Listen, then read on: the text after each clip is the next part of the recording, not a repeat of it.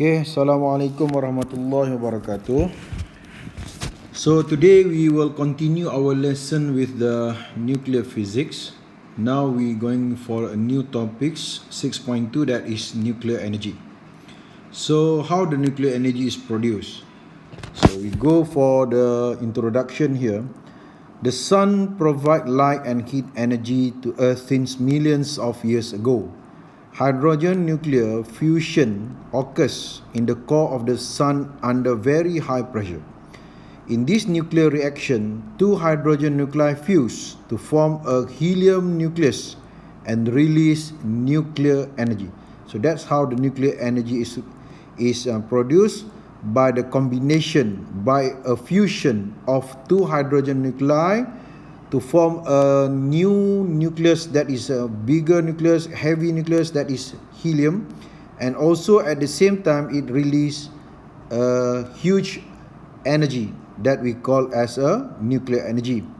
This energy is radiated to the surface of the sun in the form of light and heat energy, as shown in photograph 6.1.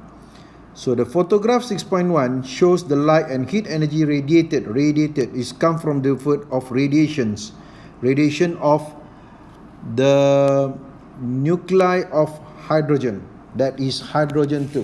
Deuterium combined with the deuterium produce a new bigger or heavy nucleus, that is helium nucleus, and also it release an energy, and energy is in the form of heat energy and also a light energy is radiated to the surface of the sun.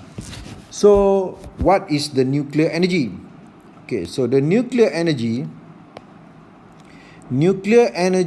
is known as atomic energy.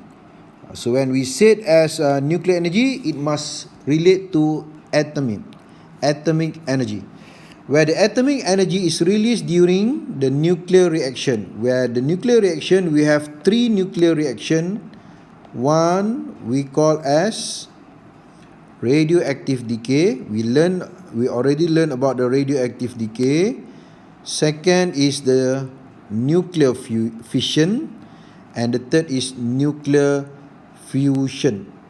Okay, means that the nuclear energy can be released by these three processes of nuclear reaction. One, from the radioactive decay. Radioactive decay means the element that have the nucleus, where the nucleus is unstable, it will emit or emits the radioactive emission, alpha or beta or gamma, to become more stable nucleus. And at the same time, it also will release an energy, and the energy be known as nuclear energy. And the nuclear energy also can be produced from the nuclear fission and nuclear fusion. So for this topic, we will learn about what is nuclear fission and what is nuclear fusion.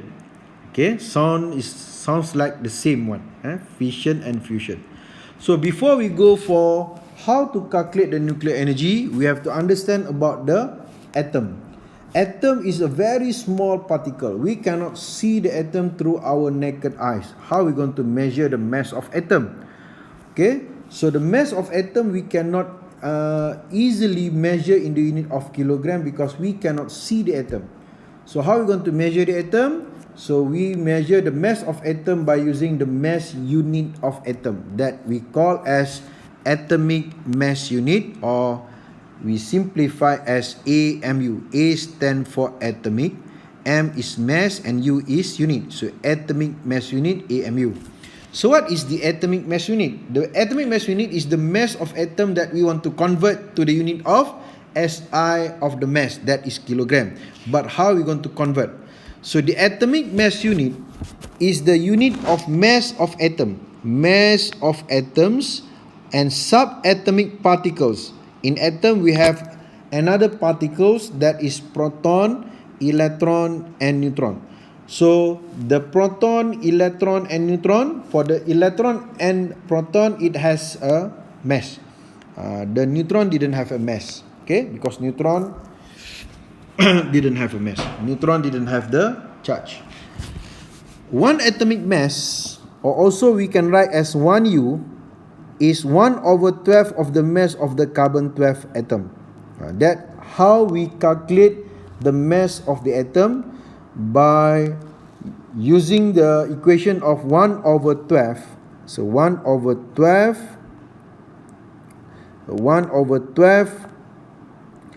times the mass of carbon-12 atom. So why we choose carbon-12 atoms? Because the carbon-12 dia ada dalam semua bahan.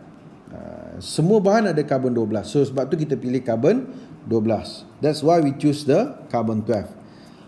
So the mass of one carbon-12 atom is 1.99265 times 10 to the power of 26 kg. That is the mass of one of carbon-12. So from there we can calculate what is the value of 1 AMU. 1 AMU, 1 atomic mass unit, or also we can write as 1U in the unit of kg. In the unit of kg is 1/12 times the mass of one carbon-12. That is 1.99265 times 10 to the power of negative 26 kg, and we get 1U is equivalent to 1.66 times 10 to the power of negative 27 kg. So you have to remember this value. 1 AMU or 1U is equals to 1.66 times 10 to the power of negative 27 kg. So that's how we change the unit of mass of atom to the unit SI kg. Okay, what we have said that the nuclear energy can be produced from the nuclear reaction process, and one of the nuclear reaction process is the nuclear fission. So what is nuclear fission? Nuclear fission is the splitting of a heavy nucleus into two lighter nuclei. Fission ni dalam bahasa Melayu ialah pembelahan. Belah lah. Apa yang kita nak belah? Kita nak belah the nucleus of the element. Okay, kita nak belah nukleus dia. Kenapa? Sebab nukleus dia tu tak stable. Dia hanya berlaku kepada radioactive element saja ni. Yang mana bila kita kata radioactive element, the nucleus is unstable. So kita nak belah dia punya nukleus tu. Okay, jadi bila kita boleh belah nukleus itu, maka dia menghasilkan nukleus baru, yang mana nukleus baru itu lebih ringan, lebih kecil berbanding dengan nukleus asal. Nukleus asal tu kita panggil parent nuclei. Nukleus yang baru terhasil kita panggil daughter nuclei. So the daughter nuclei will be lighter, will be smaller than the parent nuclei. That is the nuclear fission process. Pembelahan. Kita nak belah nukleus bagi satu radioactive element yang besar, yang berat, heavy nucleus, kepada dua nuklei yang lebih kecil ataupun lebih ringan. Okay, so how we going to split the nucleus? Fission occurs when the nucleus of the atom is bombarded with a neutron. Okay, ini cara bagaimana kita nak belah nukleus, iaitu cara dia kita kena tembak. Istilah dia guna bombard. Bombard ni kalau dalam bahasa Melayu panggil bedil. Kita tembak lah. Kita tembak dia, we bombard the nucleus by using the neutron. So kenapa kita pilih neutron? Why we choose neutron? Apa istimewanya neutron? Neutron ni istimewanya ialah it didn't has any charges. Dia tidak bercas positif, dia tidak bercas negatif. So dia tidak ada charge. So bila kita tembak satu neutron masuk ke dalam atom, apa yang kita tahu dalam atom, dia ada elektron di luarnya yang sentiasa mengelilingi kita punya nukleus. Kala di tengah-tengahnya adanya nukleus, dan dalam nukleus itu pula adanya proton and neutron. Elektron yang mengelilingi nukleus itu, dia ada charge. Apa charge dia? Negative charge. Jadi bila kita tembak dia guna neutron, neutron ni dia tak ada charge, maka dia tidak akan ada effect by the electron. Elektron tu tak tarik dia, elektron tu tak tolak dia, because the neutron didn't have any charges. So dia akan bergerak macam mana? Dia akan bergerak dalam garis lurus je, straight dia. Dia nak pergi ke mana ni? Dia nak pergi kepada nucleus of the element. Why? Because the nucleus has a problem. What is the problem of the nucleus? Is unstable. Kalau kita tak tembak pun, nucleus itu akan tetap menghasilkan energy melalui radioactive decay. Itu radioactive decay pun boleh menghasilkan nuclear energy. Cuma proses radioactive decay itu dia mengambil masa yang sangat panjang. Sekarang ni apa yang kita buat? Kita nak mempercepatkan proses the release of the nuclear energy by splitting the nucleus. Jadi cara nak split guna neutron. Jadi bila neutron masuk dalam atom, mula-mula jumpa dengan elektron, dia selamba je. Sebab elektron tak boleh nak tarik, elektron tak boleh nak tolak. Sebab neutron tak ada charge. Maka dia terus bergerak pergi ke mana? Pergi kepada nukleus dan menyebabkan nukleus itu terpecah. Bila dia terpecah, dia menghasilkan dua nukleus baru. Dua ataupun lebih nukleus baru. Two new nuclei that is lighter than the parent nuclei. Lebih kecil, lebih ringan daripada nuklei yang asal, yang induk. The energy of the neutron causes the target nucleus to split into two or more nuclei that are lighter than the parent nucleus, releasing a large amount of energy during the process, and the energy be known as the nuclear energy. Jadi nuclear fission ni apa dia? Splitting the heavy nucleus into two lighter nuclei. Biasanya dua lah, kadang-kadang lebih. Okey. Jadi bersama-sama dengan nukleus baru yang terhasil itu, dia akan membebaskan tenaga yang sangat banyak, yang sangat besar, dan tenaga itu melibatkan atomik, maka kita panggil dia sebagai nuclear energy. So example of nuclear fission, a slow moving neutron, slow neutron. Ni pun ada kenapa kena guna slow neutron. Hitting a uranium-235 nucleus. Nucleus dia ada masalah. Kita pun tembak dia, kita bedil dia, kita bombat dia menggunakan slow neutron. Apa kesannya? Causing it to split, producing strontium-90, xenon-143, 3 neutrons, and release energy. And the energy be known as nuclear energy. So in the form of equation, we can write that uranium-235 92. Bombat tu dibedil, maksudnya ditembak. So kita tambah sini dengan apakah partikel yang kita guna untuk bombat the nucleus of the uranium? We use neutron. Kenapa kita pilih neutron tadi? Satu, kita pilih neutron kerana neutron ni kenapa kita pilih neutron kat sini? Cikgu ambil gambar rajah ni. Kenapa kita pilih neutron? Kerana neutron no charge. Ini sifat neutron, dia tidak ada charge. So bila dia tak ada charge, dia akan terus bergerak dalam garis lurus masuk dalam atom. Dan bila dia masuk dalam atom, pertamanya dia berjumpa dengan elektron yang sedang mengorbit, orbit the nucleus of the atom, kan? Tetapi walaupun dia jumpa dengan elektron, elektron tak boleh buat apa-apa dekat dia. Elektron ni dia bercharge negatif, dia tak boleh nak tarik, dia tak boleh nak tolak, sebab neutron tu dia tidak ada charge. Maka neutron tu terus bergerak pergi lagi ke mana? Kepada tengah-tengah atom, di mana dekat tengah-tengah atom tu ada nukleus. Maka dia pun kenalah dekat nukleus. Maka nukleus itu pun ni, neutron kita ni kena dekat nukleus one of the atom. Maka nukleus tu pun terpecah, menghasilkan two lighter nuclei. Ni nuklei yang baru yang kita panggil sebagai daughter nuclei, di mana dia lebih ringan berbanding dengan nuklei asal yang kita panggil parent nuclei. Yang asal ni kita panggil parent nuclei.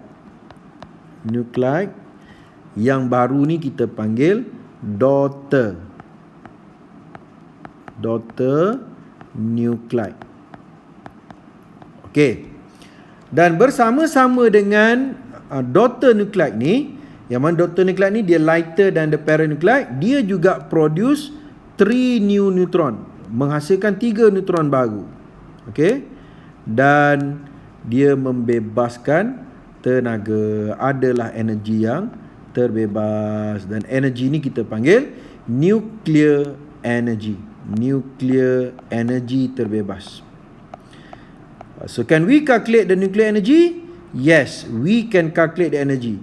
So how to calculate the nuclear energy? What is the equation that we're going to use to calculate the nuclear energy? So nuclear energy ni dia melibatkan atomic. So kita kena tahu tentang mass of atom. Jadi kita dah tahu tadi 1 AMU, atomic mass unit, or 1U is equivalent to 1.66 times 10 to the power of negative 27 kg. Yang tu kena masukkan dalam kepala sebab kita akan guna untuk calculate the nuclear energy. Okay. Ni dalam bentuk equationnya lah. Yang ni dalam bentuk equation nuclear fission. Okay, dalam bentuk nuclear, dalam bentuk equation. Jadi kalau awak tengok situ, konsep yang sama kita guna. The nucleon number must be balanced before and after the process. Before the nuclear fission, we have 235 plus 1. We have 236.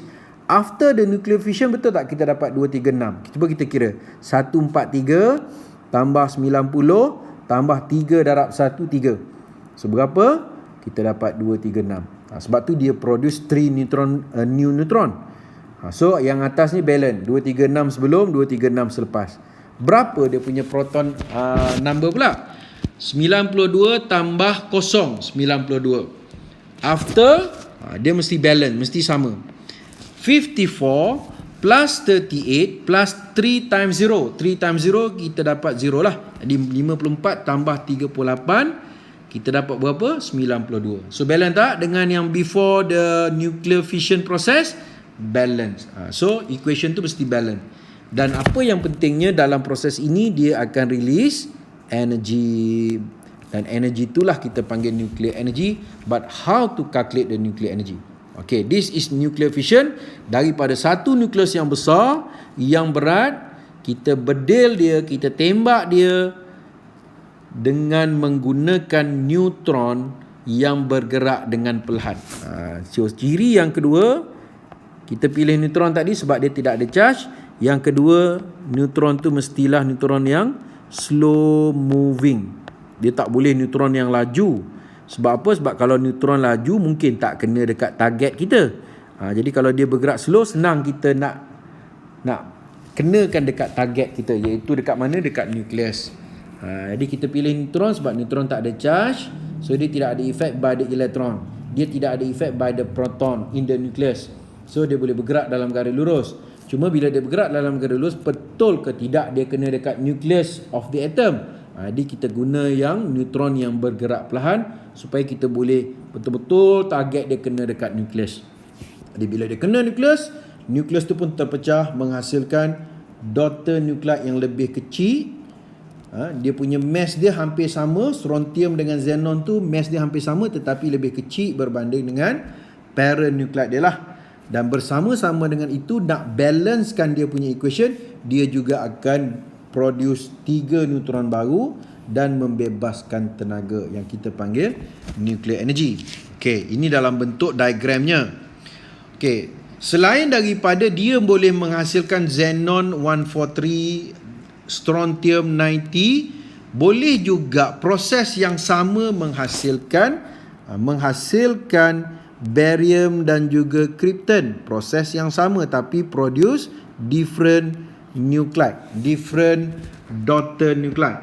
Okay, 235 92 kita tembak, we bombard with the slow moving neutron juga, tapi dia produce daughter nuclide yang lain. 14156 Ba. Ba stand for barium plus 9236 krypton. Dia akan produce daughter nuclide yang lain lah, dan dia juga produce 3 new neutron dan membebaskan tenaga. Tapi apa yang pentingnya, dia punya equation ni mesti balance dari segi nucleon number and proton number. So the nucleon number before the nuclear fission is 235 plus 1, 236. So the after nuclear fission 141 plus 92 plus 3 times 1, 3. So we get 236 also. So the nucleon number is balanced. What about the proton number? 92 plus 0, we get 92. After the nuclear fission, 56 plus 36 plus 3 times 0, we get 0. So 56 plus 36, we get 92. So means that the proton number also balanced before and after the nuclear fission. So boleh juga dia produce barium dan krypton, ataupun dia boleh produce xenon dengan strontium. Dia ada pasangan dia lah. Okay, this is also a nuclear fission process. So what is the difference between nuclear fission and radioactive decay that we have learned? In the nuclear fission, what happened? Nucleus is divided into large fragments of roughly equal mass. Okay, satu nukleus yang besar dipecahkan into two large fragment, pecahan yang besar, yang mana walaupun dia pecahan yang besar, mass dia tu hampir sama, tetapi mass bagi setiap daughter nuclei itu tetap lebih kecil berbanding dengan dia punya parent nuclei punya mass. Okay, berbanding dengan dalam radioactive decay, mass of subatomic particle, iaitu proton, neutron, elektron kita tu, which emitted in the process very small compared to daughter nuclei. Dalam radioactive decay, apa yang berlaku? The unstable nucleus will emit alpha or beta or gamma to become more stable nuclei, but at the same time it also will emit it will release the nuclear energy, but the energy is very small sebab proses tu melibatkan proses yang sangat kecil, subatomic particle. Okay, so yang kedua, produce vast amount of heat energy, menghasilkan tenaga yang sangat besar dalam nuclear fission. Berbanding dengan dalam radioactive decay, produce lesser amount of heat energy than fission, tapi dia boleh produce nuclear energy, cuma amount dia kecil dan proses itu mengambil masa yang sangat lama sebab dia adalah naturally proses semula jadi. Tapi kalau dalam nuclear fission ni kita yang buat. Kalau semula jadinya hanya berlaku, kita yang buat proses ni, kita belah dia. Okay? Kalau semula jadi tak ada kat mana-mana. Okay? Yang ketiganya, other neutrons are emitted in the process. Dalam proses nuclear fission tadi, selain daripada dia produce daughter nuclei yang mass dia hampir sama tetapi lebih kecil berbanding dengan parent nuclei, dia juga akan produce neutron-neutron baru. Okay, berbanding dengan radioactive decay, dia tidak akan produce neutron baru sebab dia bukan emit neutron. Dia emit apa? Dia emit alpha particle, dia emit beta particle, ataupun dia emit gamma ray. Dia tidak produce neutron. Dan dia tidak perlukan neutron pun untuk proses decay tu. Dia tidak perlukan neutron pun untuk decay. Tapi nuclear fission, nak terbelahnya nukleus itu, dia perlukan neutron yang bergerak dengan perlahan, slow moving neutron. Okey, itu nuclear fission. Okey, dalam nuclear fission ini akan berlaku satu lagi reaction, nama dia ialah chain reaction, tindak balas berantai. So what is the chain reaction?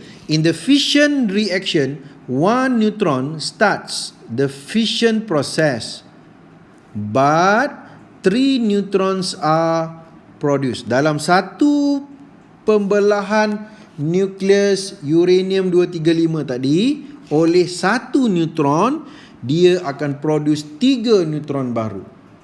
Habis tu 3 neutron baru ni akan repeat balik proses yang sama sebab tadi baru satu nukleus yang terbelah. Sedangkan nukleus yang ada dalam tu ada berjuta-juta nukleus sebab ada berjuta-juta atom. Satu atom ada satu nukleus. Kalau sejuta atom akan adalah sejuta nukleus. Semua nukleus tu hadapi masalah yang sama, dia tak stable. Jadi neutron yang baru ini akan ulang balik proses yang sama. Apa dia? Dia itu, these neutrons bombard another uranium-235 nucleus. Tembak balik nukleus uranium-235 yang lain. Then more fission will occur. Menghasilkan pembelahan yang lagi banyak. Satu kali tembak produce 3 neutron. Kalau 3 neutron tu tembak balik akan produce 9 neutron. 3 kuasa 2. 9 neutron tembak balik 3 kuasa 3. 27 neutron. Jadi setiap kali nukleus terbelah, maka akan adalah nuclear energy yang terbebas. Jadi disebabkan oleh kerana proses ni dia repeat, nuclear energy yang terhasil itu sangat besar. Okay? A chain reaction is produced. Chain ni berantai ni maknanya dia berulang-ulang balik lah proses yang sama. Apa dia chain reaction? A chain reaction is a self-sustaining reaction in which the product of the reaction can initiate another similar reaction. Chain reaction ni ialah proses yang berlaku secara semula jadi dengan sendirinya, di mana neutron-neutron yang terhasil itu akan menghasilkan tindak balas yang sama seperti sebelumnya, iaitu dia terus membelah nucleus of the uranium. As uranium atom continue to split, a significant amount of energy is released during each reaction. The heat release is harnessed and used to generate electrical energy. Jadi dalam banyak-banyak energi yang ada dalam muka bumi ini, energi yang menjadi orang kata first ranking ialah electrical energy. Manusia cuba berfikir bagaimana kita nak mendapatkan electrical energy yang paling banyak, sebab daripada electrical energy itu macam-macam kerja kita boleh buat. Nak menyalakan lampu, nak menggerakkan kipas, nak menggerakkan turbine, nak menjalankan mesin, semuanya kena guna electrical energy. So we have to think how to we can create a huge amount of electrical energy. Jadi energy ni kalau ikut principle of conservation of energy, energy cannot be created or eliminated, but the energy can change from one form to another form. So kalau kita boleh produce energy itu daripada natural source-nya ialah air, boleh tak kita tukarkan daripada energy yang ada dalam air menjadi electrical energy? Boleh. Itu yang kita buat hydroelectric station. Boleh tak kita guna fosil, hidupan-hidupan yang telah mati berjuta-juta tahun, lemak-lemak yang dalam badan dia terperangkap dalam bumi, menghasilkan petroleum. Lemak-lemak tu menghasilkan petroleum, dan daripada petroleum tu boleh tak kita produce electrical energy? So daripada tenaga yang ada pada fosil, kita tukar jadi electrical energy. Kita ambil petroleum, kita panaskan air, jadikan dia steam, dan dia menggerakkan turbine, so dia produce electricity. Daripada tenaga matahari, boleh tak kita fikir bagaimana kita nak produce electricity? Kita buat solar cell. Semacam-macam cara, apa pun caranya, daripada satu natural source of energy, we change to electrical energy. Itu yang kita fikirkan, nak produce electrical energy. Jadi sekarang ni kita ada satu energy baru, iaitu nama dia nuclear energy. Boleh tak kita nak produce electrical energy from the nuclear energy? Jadi cara dia sama, sebab nuclear energy ni dia akan produce heat. Heat tu pun energy. Jadi dengan heat itu kita boleh tukar dia kepada electrical energy. Itu maksud dia. The heat release is harnessed and used to generate electrical energy. A control chain reaction is used in nuclear power station. Jadi cara nak generate electricity, maka manusia pun membinalah nuclear power station. Kalau kita guna sumber air, hydroelectric station to generate electricity. Jadi negara yang ada sumber radioaktif uranium-235 ni, dia nak generate electricity, dia buat nuclear power station, di mana dalam tu nanti ada satu reaktor nuklear, akan berlakulah nuclear fission dekat dalam tu, di mana dia belahkan nukleus menggunakan neutron untuk dia produce heat, dan heat tu dia tukar jadi electrical energy. Cuma masalahnya dalam nuclear fission ada satu lagi reaction, nama dia chain reaction, dan setiap chain reaction tu dia produce neutron-neutron baru, dan neutron itu akan ulang balik proses yang sama sehingga menghasilkan tenaga yang sangat besar. Jadi kalau kita tak kawal proses chain reaction ni, dia boleh menyebabkan kita punya nuclear power station tu meletup sebab energinya terlalu banyak. Jadi kita kena kontrol. But how to control the chain reaction process? Jadi an uncontrolled chain reaction is used in nuclear bombs. Jadi kita nak control chain reaction ni, ada cara dia, iaitu kita kena guna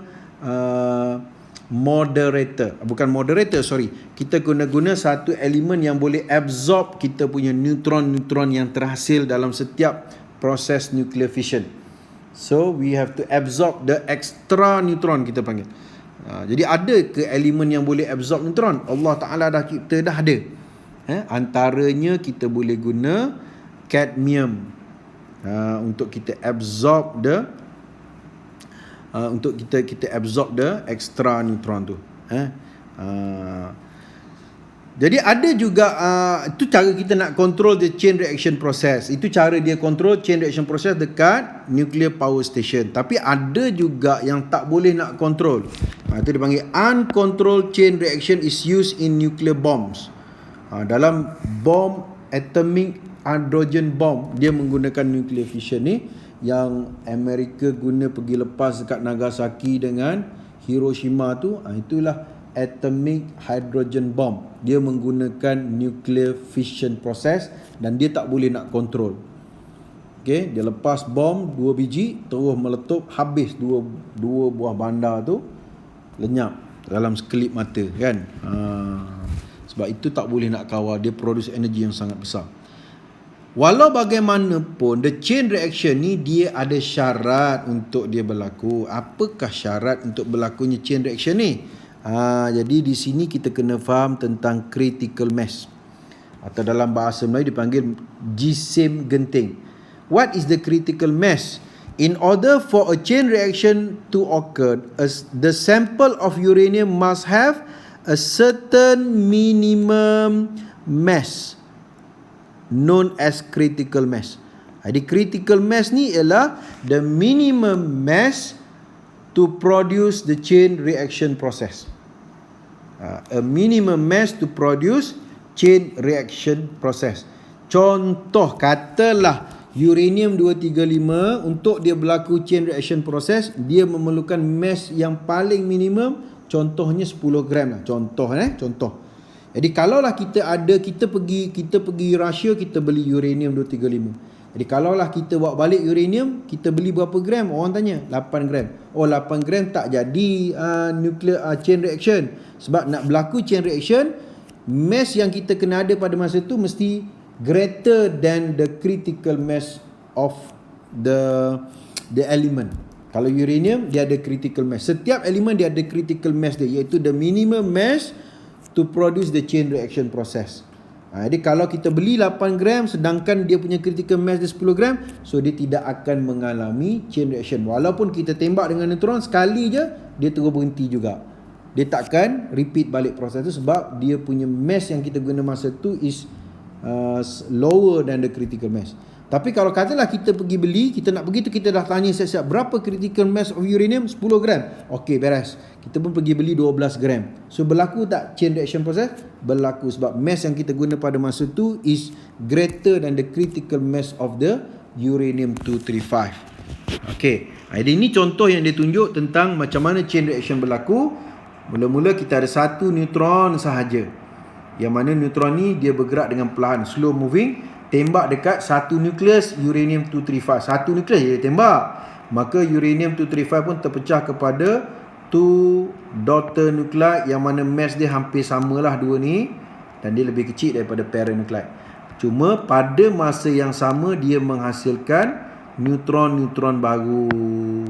A new neutron. Berapa biji? 3 biji neutron baru yang dia produce.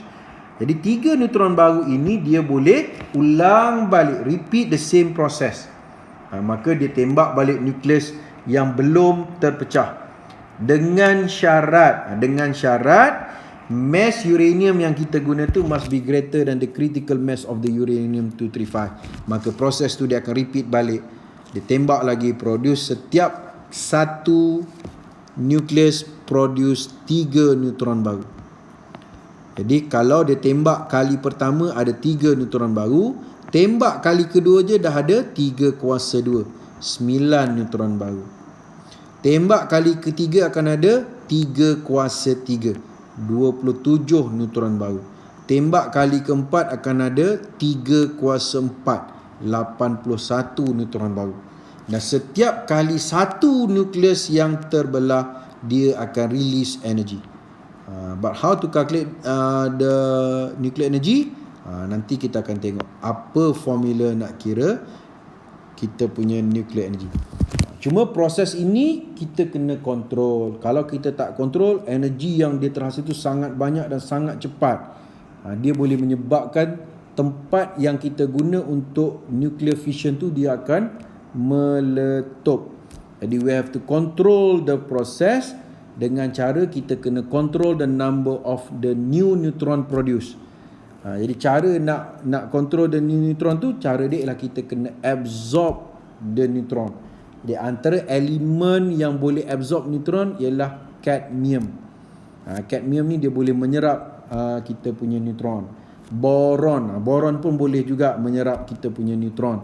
Jadi bila dia serap neutron, the number of neutron pun berkurang. Maka proses nuclear fission pun dapat kita kontrol. Itu kalau kita dekat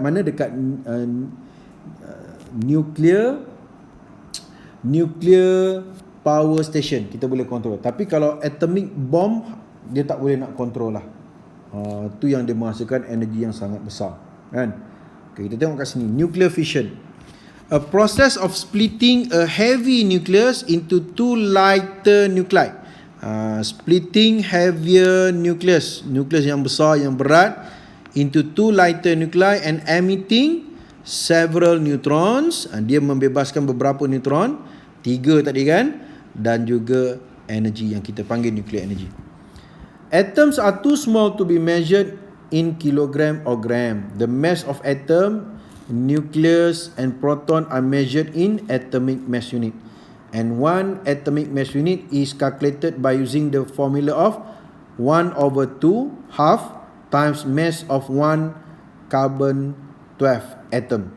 Dan bila kita kira, kita dapatlah nilai ni. 1 AMU is equivalent to 1.66 times 10 to the power of negative 27 kg. Kena ingat nilai tu dan kena ingat cara macam mana orang kira 1 AMU. 1/12 times mass of one carbon 12 atom. Mass of one carbon 12 atom. So dapatlah 1.66 times 10 to the power of negative 27 kg. So contoh nuclear fission process yang kita cerita tadi lah. Uranium-235 kita bombat dengan slow moving neutron, dia produce krypton. Kalau dia produce krypton, dia produce dengan barium.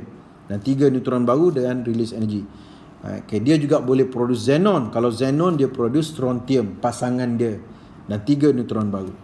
Okay, ini dalam bentuk diagram lah. Slow moving neutron. Ini slow moving neutron. Okay, kita pun tembak dia dekat mana? One nucleus of uranium. Maka dia pun terpecah kepada, breaks kepada 2 daughter nuclide yang lebih kecil, tapi mass dia lebih kurang sama lah. Krypton dengan barium ni lebih kurang sama mass dia. Dan pada masa sama dia produce neutron baru. Tapi neutron baru yang dia produce ni pada mulanya dia bergerak dengan laju. Sebab energi dia besar. Pada mulanya lah energi dia besar, huge energy release. Jadi bila energi dia besar, dia bergerak dengan laju. Sedangkan kita kata mula-mula kita nak tembak betul-betul kena dekat nukleus, we have to use slow moving neutron. Jadi 3 neutron baru ni kita kata dia akan ulang balik, repeat the same process. Maknanya dia akan pergi tembak balik nukleus uranium-235 yang belum terbelah. Cuma kalau dia laju, macam mana pula nak kena dekat nukleus? Susah juga. Jadi kita kena reduce the velocity, the speed of the new neutron produce. Jadi kita kena reducekan speed dia dulu sebelum dia kena dekat nukleus. Jadi macam mana nak reducekan speed dia? Macam mana nak jadikan dia tu slow moving neutron balik? Cara dia kena guna moderator, nama dia moderator. Moderator ni dia akan reduce the speed of the neutron. Contoh moderator ialah heavy water, air berat. Air berat. Kalau water, H2O. Kalau heavy water, kita guna hydrogen 2, deuterium dengan oksigen. Ataupun kita boleh guna graphite. Graphite pun dia boleh bertindak sebagai moderator to slow the motion, the speed of neutron. maka barulah dia boleh kena balik dekat nucleus of the element. Difference between nuclear fission and radioactive decay, tadi dah cerita dah. The nucleus is divided into two large fragments of roughly equal mass. Barium dengan krypton tu secara kasarnya mass dia lebih kurang samalah. Okay, tetapi dia lebih kecil daripada parent nuclide. There is a significant mass defect. Jadi dalam kedua-dua proses ini, fission, nuclear fission ke radioactive decay ke, akan berlakunya kehilangan jisim, mass defect. Jadi sebenarnya kalau kita translate, dia panggil kecacatan jisim. Mass defect ni, ataupun bahasa lain kita panggil kehilangan jisim. Ada sedikit mass yang hilang dalam proses radioactive decay ataupun dalam proses nuclear fission. Cuma dalam proses nuclear fission, mass defect dia lagi besar sebab prosesnya dia repeat.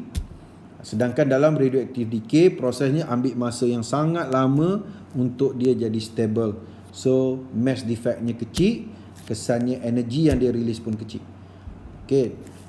Yang ketiga, ada neutrons are emitted in the process. Dalam nuclear fission tadi, bila kita belah nukleus, kita akan dapat neutron-neutron baru. Tapi dalam kita punya radioactive decay, dia tak menghasilkan neutron baru, dia akan emit sama ada alpha, beta ataupun gamma particle. Okay, chain reaction is a self-sustaining, tindak balas yang berlaku dengan sendiri. Self-sustaining reaction in which the product of a reaction, hasilnya neutron baru tu, the product of a reaction can initiate another similar reaction. Boleh menghasilkan tindak balas yang sama, yang baru.